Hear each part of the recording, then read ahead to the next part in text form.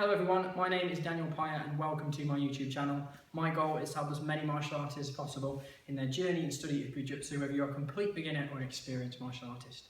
I do videos every Friday, so if you like and enjoy this video, then please click subscribe to get more just like it. This week, I am really pleased to be able to say that we're going to do a collaboration with another channel. So this week, I'm going to work in conjunction with my good friend Tuari, who's got his channel Yamabushi, which you can find on both Facebook and on YouTube, and I'll put links to both of those down in the description below and at the end of the video. And we talked about what could we work on together, what could we do, and since Tuari is a Goju practitioner, we both love the Kata SEIPAI. So SEIPAI is one of my favourite katas, so we're both going to have a go at looking at different bunkais from the opening sequence of that kata. So you can check out this video on my ideas and thoughts about the opening moves, and then get over to his channel and have a look at his ideas. So, without further ado, let's get on with it. So the sequence we're going to look at, you'll notice that both my version and Tuari's version of SEIPAI are both slightly different in their opening move. So the way that I practice the kata in the first phase is to cover, come forward, then come through, then round, and then continue in the usual way. I'll let Tuari show you his version, right? But that's my opening version. So what I want to look at in particular is the second move, where we come up and then round, bringing the hips in and bringing the arms in, and how we can use this as both a wrist lock and as a strangle, and a variety of strangles to that. Now, I will say this is not the only interpretation of this. There are many others, but this is just one that I particularly like.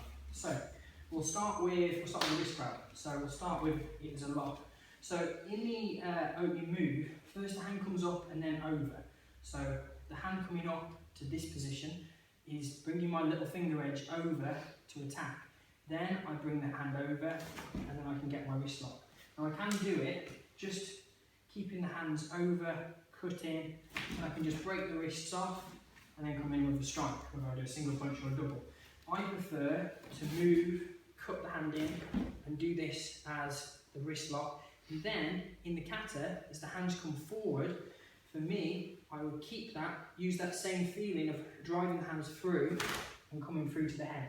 How you finish from there is totally up to you, but I just like that first movement of dropping and then just coming in and taking the fact that I've dropped my opponent down.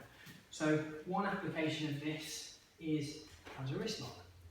Another one that we can do is as a choke and strangle. So if we also utilise the first part of the kata, so as the punch comes, I'm going to cover and come over either straight to the throat or the eye, or just come straight past, hitting into the side of the throat.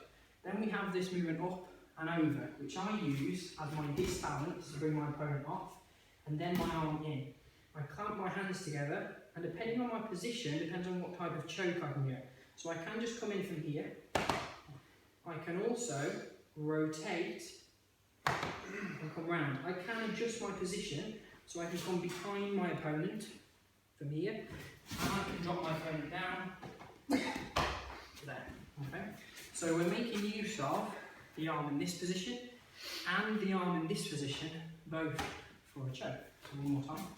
So we're here, taking into the side of the neck. So from here, so for balance, when the arm comes in, the carotid artery is covered by the muscle coming down here. So you want to push that out of the way to expose the carotid artery, and it'll get you much better contact. So we do that with either the edge of the thumb or the bony part of the arm. So as you break his balance, that pushes out. So that gives me direct contact.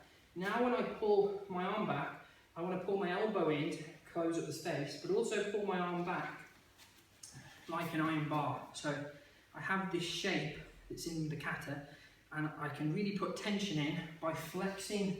If my arm comes in this way, flexing the wrist in, but also by rolling and twisting.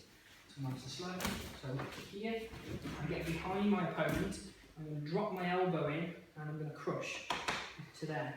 I can keep my hands the same and bring it over, or I can change my grip depending on my personal preference. Again, drop my elbow. So this is now rotating, coming more sidewards, but you can see that in this posture, it's really important that my opponent's weight is coming into the lock. If I have him here, this is just me squeezing. whereas I need him to hang himself. So his own posture is working against him.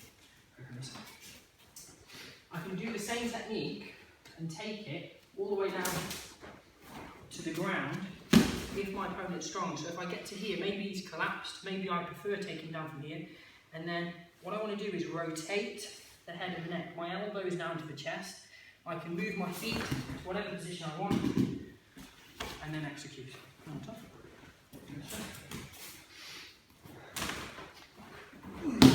By going down, twist, be very careful. Elbow can be in the chest or across the shoulder. Bring the knee down, the foot out, keep my head down, and then finish.